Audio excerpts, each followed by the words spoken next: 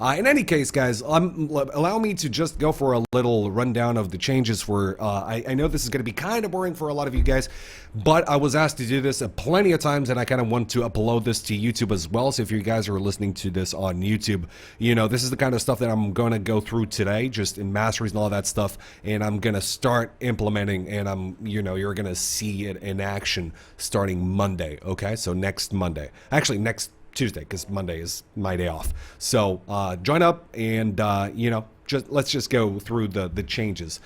So let me just start off with something. Actually I can do something. So this isn't as boring as it There we go. A little chillax music. Chillax music. Let's get in the mood. Sound good? Cosmex, how's it going, dude? Welcome. At least your forehead has enough space. Drake is crying. I fucking hate you, dude. I hope this doesn't get muted on YouTube.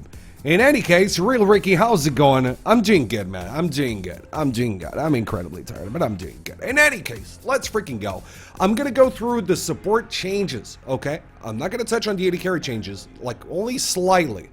But I'll just give you a rundown of the changes that I think are going to be the most important, and then the mastery rundown. Because hold on, no, not. Just pause. I felt like making you say my name. XD. Just finished year 12. Bring on life. Dad's Bane, you're freaking ridiculous. I did say your name, and I will say it every single day, my dude. You're amazing. Love you. So good. I don't love you. I do. Don't tell anyone though. It's our little secret. All right, our little secret. Just play some Monster Cat. Monster Cat is up. Monster Cat is up. So let's go through the changes, guys. Before we actually try the new champion, once again, what's up, Sin?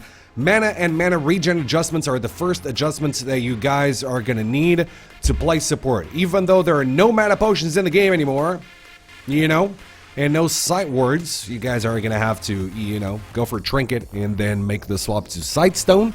The no mana potions means champions need to be adjusted in terms of mana and mana regeneration, and that's what happens. So if you guys go through this list, you know that Alistar, Blitzcrank, Janna, Karma, like pretty much every single champion got a little base mana regen adjustment, so you're gonna regen more mana over time. Secondly, and this one is really important, okay? Systems. Grievous wounds. Reduced healing was reduced to 40%. And secondly, grievous wounds now only affect self-healing instead of all healing. And I'm gonna focus on this because I've been telling you guys sustained supports are strong, and this is one more reason for them to be strong. If you remember, like, grievous wounds until this point, what happened was if a target was infected with grievous wounds, he would receive reduced healing from all sources. That means if you're facing a Mundo, he would receive less HP from his ultimate, for instance, but he would also receive less HP from heals. Okay? Heals bypass grievous wounds now. Meaning Sonos, Namis, Shirakas, and all those painfully boring supports are now OP as shit. Not just because of grievous wounds, but also because of what I'm gonna go through next. Okay? There are a lot of changes here, like the Rift Herald being in the Baron spot until 20 minutes into the game kind of leads me to believe that you could see a lot of swap lane situations where the bot lane is actually mid, so you can easily control both Dragon and the Rift Herald, but that is something that is probably gonna be done, throughout the season, not from the get-go, but I would not be surprised if the bot lane or if the dual lane started being played mid this season. There are plenty of game pacing changes. Game start time also affects the bot lane a little bit. The new bounty system, also pretty good. When someone's shut down, you also get a little bit of gold, even if you're not involved in the kill. Even if you don't even get an assist, you now get some gold, which is good for supports because your gold income is still gonna be kind of reduced compared to other roles. Now, teleport is something that I should focus on as well for a simple reason. Teleport is incredibly important, not for the dual lane members, but for the guys that are gonna be camping your shit. So, teleport was not nerfed enough. The channel time was increased by half a second, not that much, and the cooldown on turret cast was actually increased. Now, when you gank bottom lane, you usually don't even teleport to the turret. You teleport to a ward or a minion, so in my opinion, teleport was not nerfed enough, so you're still gonna see a lot of teleports bottom. This will affect your ability to get back to your lane as a top laner, not exactly your ability to gank bottom. And considering sustained supports and the power of the 80 carries in the next season, I wouldn't be too surprised if you saw a lot of people taking teleport or even double TP anyway. Okay, Clarity and Clairvoyance got removed, no biggie. Plenty of items that got removed. The Crystalline Flask got removed. I actually recommend you guys try the new flask, the new potion, the refillable potion. Quite good, especially since you can actually start with your gold income item and the little potion. There's also a little knife that has 2 wards. You can give that a try. I wouldn't count too much on it though. Anyway, let's move on. Stealth ward, yeah, it got removed. But still, if you go for the totem has 2 charges now, and you can still go for the Sightstone. So it doesn't make that much of a difference for the support because you'd get Sightstone anyway. So you're still going to have Stealth Wards. It makes a little bit more sense for the mid laners to focus a little bit more on this. Itemization for 80 carries has been changed. Yada, yada, yada. Item efficiency tuning, ability power, yada, yada, yada. So like there are a few adjustments here. Nothing too big. I just wanted to focus on those little... issues or those little thingies. I can also focus on the Sightstone upgrades. So the Ruby Sightstone is now a little bit more expensive. It also gives you more health and staying active. Item active cooldowns are reduced by 10%. This is pretty good. It's one of the viable upgrades for your Sightstone, and war charges got reduced to 4. Eye of the Watchers is another way to upgrade your Sightstone. It gives you pretty much AP, HP, gold regeneration. Here's the thing. I think that you guys can go through the stats yourselves, but I think Eye of the Watchers, Eye of the Oasis, and Eye of the Equinox are kind of niche item picks. So I was having a chat with an analyst friend of mine that you guys may know called Mr. Chakras, and the only reason why we could think about people getting these upgrades would be in the case that you did not want to upgrade into a standard support item. So imagine you already have 40% cooldown reduction. If you get that item, you're going to go over 40% cooldown reduction, so it's not going to be that cost efficient, meaning you can go for one of these items. Now, these are kind of situational, I feel like. I still haven't done the math, but I feel like they are kind of situational. Ruby Sightstone should be your kind of standard way to go to upgrade your Sightstone. I know I'm not looking at chat right now, dudes. I'm just gonna try to get through this as quickly as possible, and then I'll restart being interactive with you guys. I'm really sorry.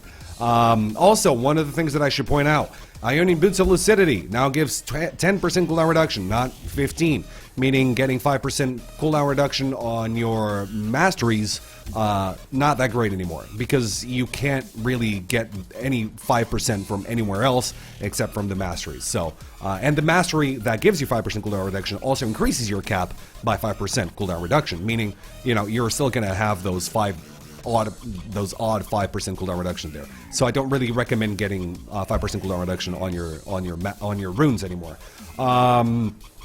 Lot of item changes, a lot of item changes, but I'm not going to go through these. I think that's pretty much the most important part of whatever of these changes that are not mastery related. Let me just go through the masteries real quick, guys. I'm going to try to get through these as quickly as possible. And Tromix, I hate you, okay, dude? I will not spam Soraka. Okay? Let's go through the Ferocity Masteries. Nothing that you kind of want to go for as a support. These are fairly offensive masteries.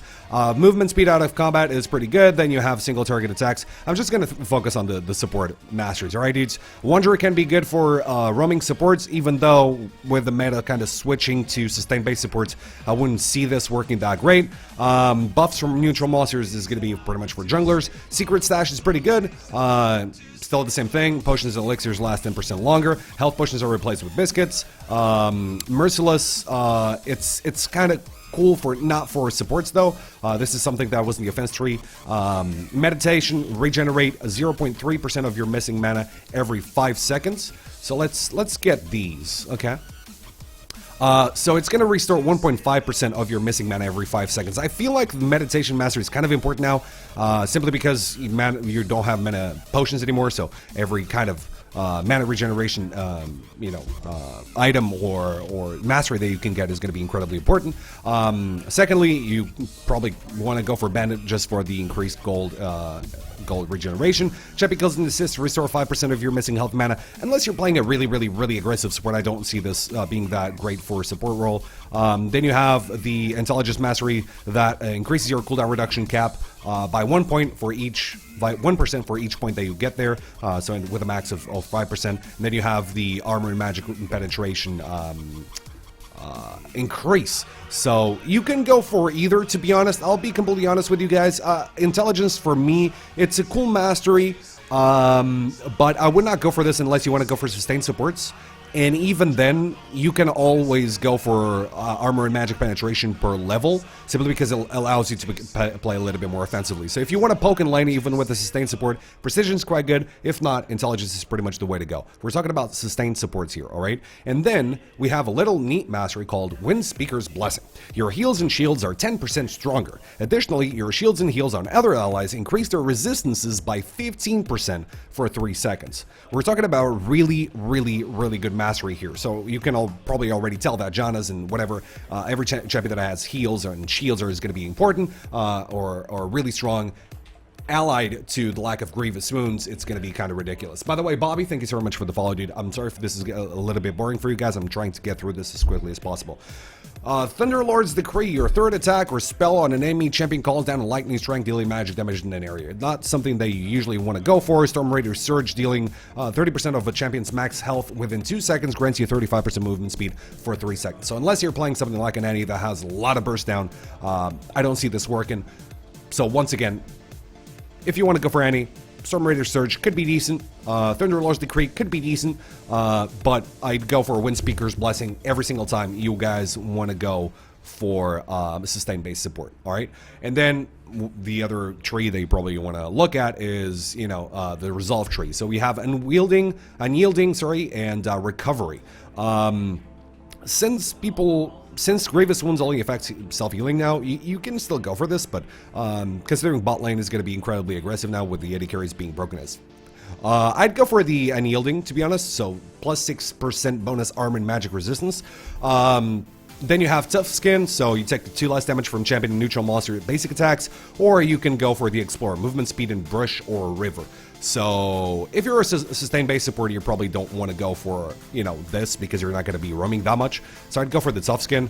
And then you have Veteran Scars or Runic Armor. Shields, healing, regeneration, and lifesteal on you are 1.6% stronger. Or you can go for Veteran Scars. Veteran Scars for tanky supports. Runic Armor for sustained base supports. Pretty much for sure. Shields, healing, regeneration, lifesteal on you are 8% stronger. And then you can go for Insight, reduces the cooldown of Summoner spells by 15%, or you can go for Perseverance, plus 50% base health regen, increased to 200% when below 20 HP, 20% HP. So I'd probably go for this as well. Unless you know you're going to get ganked a lot, meaning you can probably go for Insight and have that flash up as soon as possible. Feels bad, man. Thank you guys. Thank you guys are freaking amazing. Swiftness gives you plus 3% tenacity and slow resist. Legendary Guardian gives you armor and magic resist for each nearby enemy champion. This is really good if you're going to play a support that's going to be engaging and being on the top of the enemy team. If not, Swiftness is pretty good. Now, we have Grasp of the Unyielding. For some reason, this is bugged. Every 4 seconds in combat, your next attack... Oh, you touch my tra-la-la. I stopped your reading. Thank you so much, Wrecked. Grasp of the Undying. Every 4 seconds in combat, your next attack against an enemy champion steals life equal to 3% of your max HP. Not that great for the support role. Strength of Ages. Siege minions and large monsters that you or your nearby ally champions kill grant 20 and 10 permanent health. something to consider if you want to go for Relic Shield, because you're actually going to be killing those minions. And then you have Bond of Stone, damage reduction while near an allied champion. This bonus is doubled, and 8% of the damage they would take from champions is dealt to you instead. So if you want to protect your fellow AD carry, your fellow partners or fellow teammates, probably the way to go. Okay, guys, this is pretty much the rundown of the masteries for the support champions and the changes for season 6.